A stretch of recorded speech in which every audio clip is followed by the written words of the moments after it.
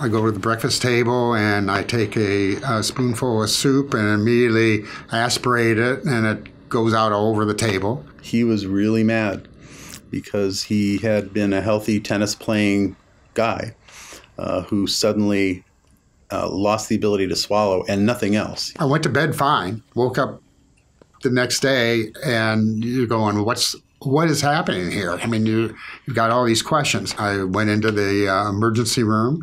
They had several tests to run on me that night. The doctor came in and said, we still don't know for sure what's going on. We're going to schedule you for a swallow test. And I kind of laughed and I said, really? There's a test for swallowing? It was actually one of Dr. Coyle's students. One of our doctoral students, clinical doctorate. Who administered the test to me.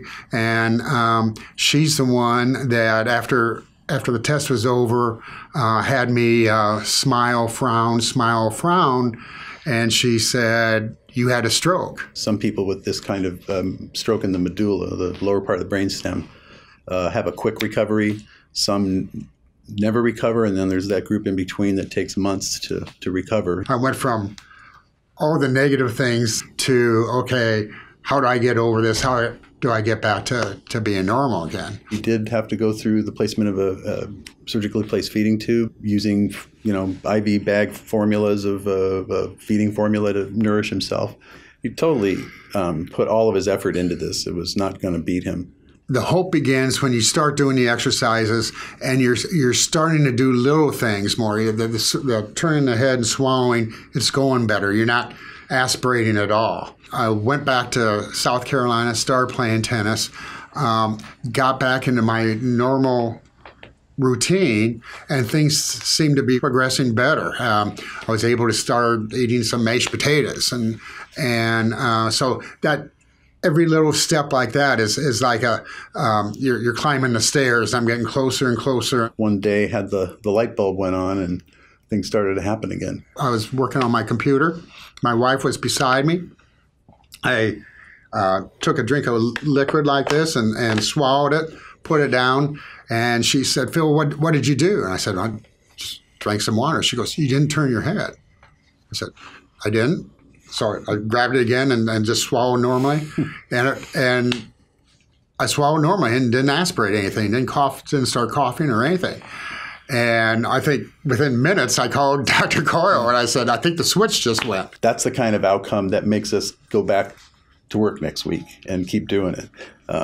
That's the truth. And it was all due to Jim and his two assistants. Yeah. And actually teaching me throat exercises, which I never knew you had or you could do. Well, the students were delighted. Having been their very first experience ever working with someone who was completely unable to nourish themselves by mouth, needed a tube, and then it all got reversed, all in the time frame of a semester. I mean, that never happens. We couldn't plan it any better than that. They also become cheerleaders for the patient going, the enthusiasm's there, the training's there. You can create scenarios in the classroom that are similar to this, but they really don't, without the emotional component to it, the impact is much less.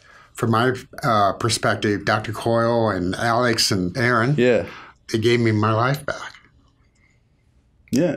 Well, you did all the heavy lifting, though. You did. I mean, you were relentless with yourself. You totally were relentless with yourself. You did not let up at all. So you deserve the gold cup on this one. Both of us. Good guy.